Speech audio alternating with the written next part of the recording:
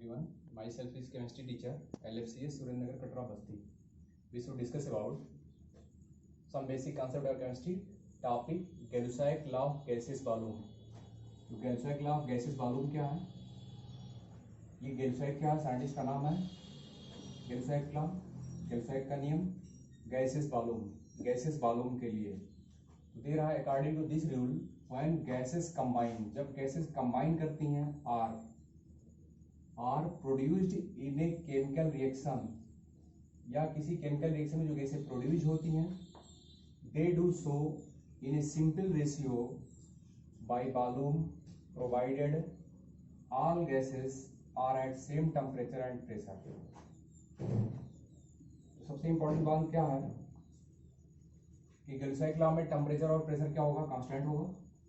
दूसरी चीज ये होगी कोई भी अगर रिएक्शन होगा तो उसमें जो भी गैसेस प्रोडक्ट होगा वो क्या होगा? सिंपल रेशियो में होगा, जिस रेशियो में रिएक्टेंट क्या होंगे? लिए होंगे.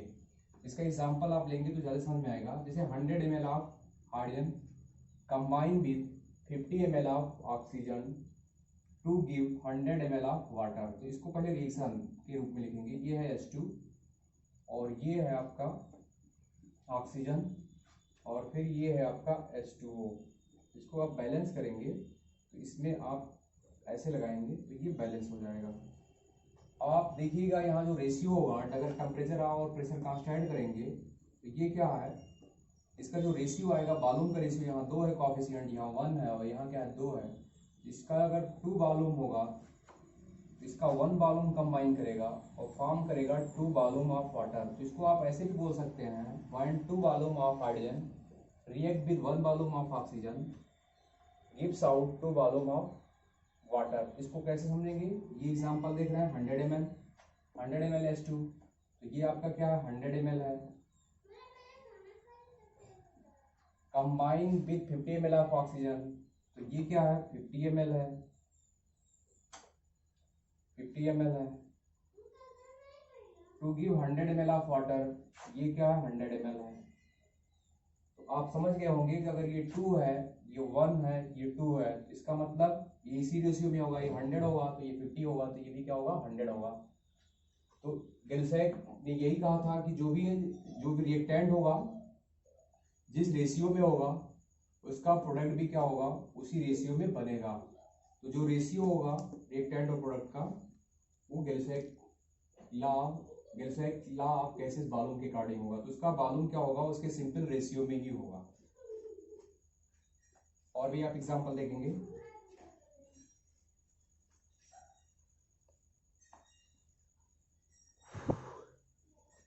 जैसे आप नाइट्रोजन ले लेते हैं, हाइड्रोजन ले लेते हैं और ये अमोनिया बनेगा. अब आपसे ये पूछा जाए कि नाइट्रोजन, हाइड्रोजन और अमोनिया का क्या होगा? वॉल्यूम रेशियो क्या होगा? तो वॉल्यूम रेशियो के लिए सबसे पहले ये याद रखिएगा गैल्सैक के लिए जो है टेम्परेचर और प्रेशर कांस्टेंट था. तो जिसका मोल का रेशियो होगा वो इसके वॉल्यूम का रेशियो होगा. तो इसमें गैसेस के वॉल्यूम का रेशियो क्या होगा? तो सबसे पहले आपको इसको बैलेंस करना होगा. नाइट्रोजन है, हाइड्रोजन है, अमोनिया है. इसको आप बैलेंस करेंगे तो यहाँ 3 लिखा है, यहाँ 2 लिखा है तो आप यहाँ 3 लिखेंगे, यहाँ 2 लिखेंगे. ये ऑलरेडी आपका बैलेंस हो गया.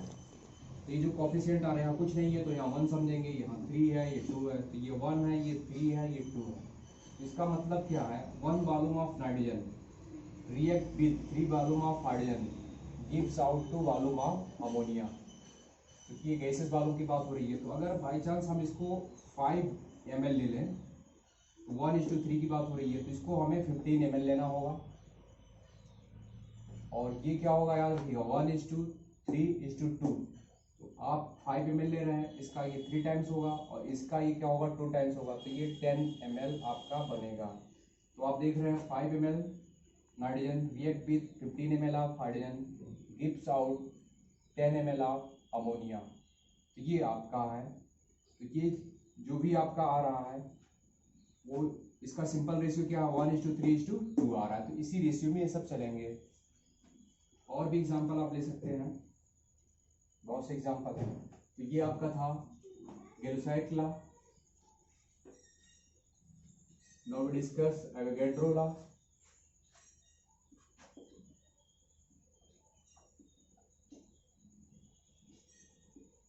Avogadro law just like Gibbs law ही है।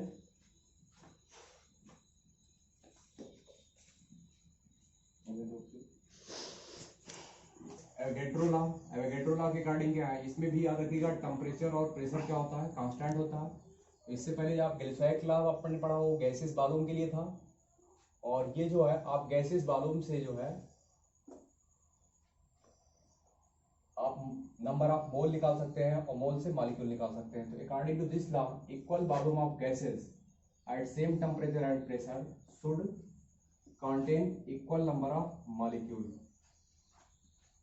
इसको भी समझेंगे, जैसे आपके पास लिखा है N2 + 3H2 gives out 2NH3। तो अभी आप गैल्वेनाइड में देख रहे थे, ये बालून के टर्म में था 1 बालून, 3 बालून और ये 2 बालून।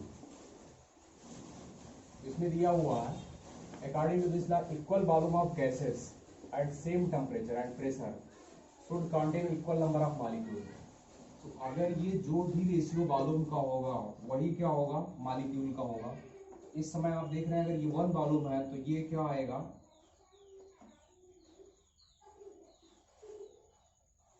1 मॉलिक्यूल। ये क्या आएगा, इसके भी मॉलिक्यूल का रेशियो क्या आएगा, 3 मॉलिक्यूल। और इसके मॉलिक्यूल का रेशियो क्या आएगा, 2 मॉलिक्यूल। कहने का मतलब यह जो वॉल्यूम का रेशियो होगा 1:3:2, वही मॉलिक्यूल का भी रेशियो होगा 1:3:2।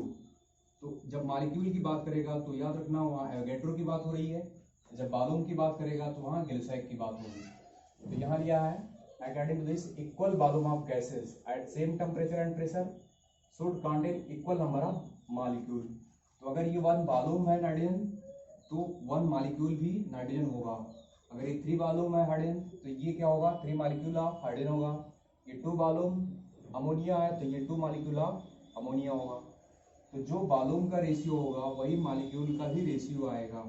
तो ये जो है मॉलिक्यूल की जब बात होगी तो एवोगैड्रो, वॉल्यूम की बात होगी तो गिब्स। तो ये आपका था एवोगैड्रो और गिब्स।